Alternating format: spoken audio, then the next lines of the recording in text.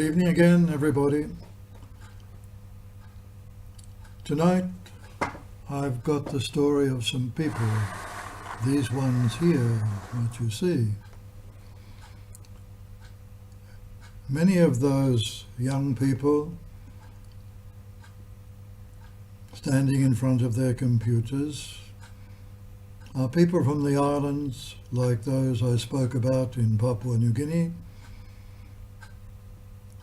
All of them were unable to do anything after grade 6, and they'd been told to go home and live with their parents and live the life of a village, but they wanted something else.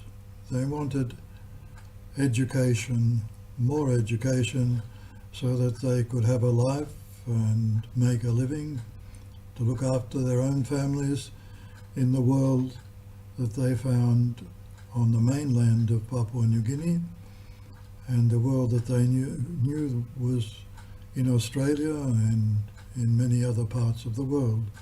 A world quite different to their own, but a world that demanded education if they were ever to make their way in it. How did they get there? Well, this is the story. After many years in the islands, and after seeing many primary schools start in the islands, I began to notice that the population was very quickly getting greater, because health services also were in the islands. Children were surviving longer and the population was growing.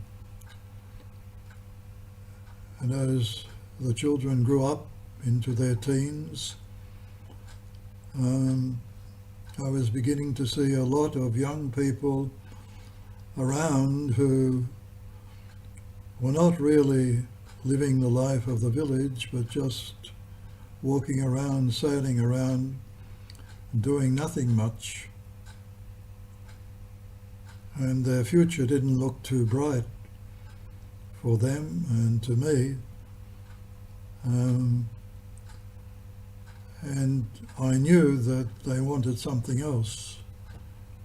They wanted higher education, secondary education.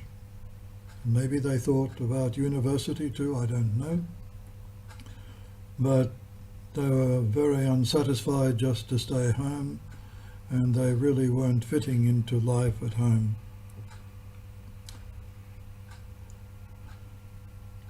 As I told you before, 70% of those graduating from the primary schools in the islands got nothing from the government. Only 30% did. So what to do about it?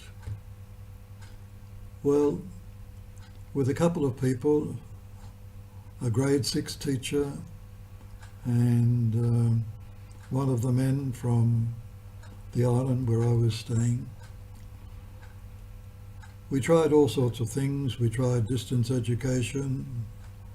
There was a distance education institute in PNG,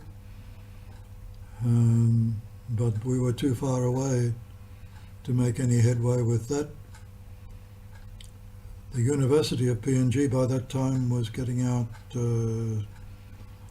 courses for those who wished to prepare for university, but who, for some reason or other, hadn't gone very far in their education. But that was no good. It was communications were very difficult with the mainland, and it was expensive, and the young people that I was trying to help didn't have much money at all. So in about 2007, 2008, I heard about online education on the internet. So I looked at that and I thought, well, we'll give this a go. So with an old classroom, we set it up, got some donated computers, and got given a small satellite communications dish which we set up on the roof, and we got the internet on that, and we experimented with that. And we found a web school in Ireland. You could log into it or enroll in it over the internet. And it had all the kinds of classes and courses that these young people would want if they wanted to complete their higher education, grade 12. So we started that with 20 students in an old classroom, and after a year or two we graduated to another classroom which was a bit more roomy, and we got some more computers given to us, we got some more students, and by maybe 2012 at the island we had about 100 students, and we were looking at what we might do for all the hundreds of students left on the islands that couldn't come in, because 100 was real as much as we could cope with, perhaps even more. So we decided that we'd put in a Wi-Fi system, a wireless communication system, to the various islands and build a little classroom there in each village so that the students wouldn't have to come to our island but stay in their village. We'd get computers for them and put solar panels on the roofs so that they could log into the same Irish web school that the students on our island were going for their classes.